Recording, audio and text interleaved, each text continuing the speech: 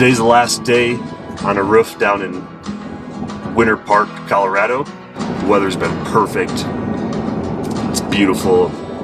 It starts in the low 40s and ends in the mid to high 80s pretty much every day. We've lucked out. There hasn't been any moisture, but we're wrapping up a spray foam and coating roof restoration on a 35, 40-year-old spray foam roof that they have. We're giving them a breathable system. The original contractor put a polyurea system or a polyurea coating over the top of closed cell foam, and they were having what they thought were leaks, but like I've indicated previously, polyurea over foam, especially in climate zone 5, is a big no-no.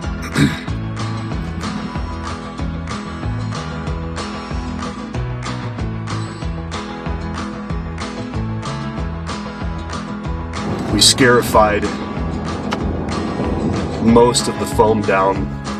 We were able to identify moisture saturated areas. The really bad areas were over the kitchen, where a lot of the vapor drive was occurring and just saturating the foam.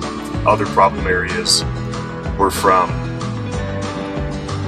roof damage from the years of employees going up there and removing snow off the roof in the wintertime. We're giving them a 20-year system warranty by putting an additional 3 inches of foam over the top of the entire roof, and we are using ProTech's EC-6300, which is a 63% solids acrylic roofing system. 20 years is 45 dry film thickness.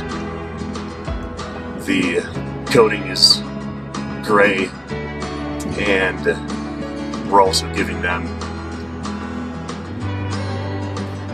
a granules broadcast to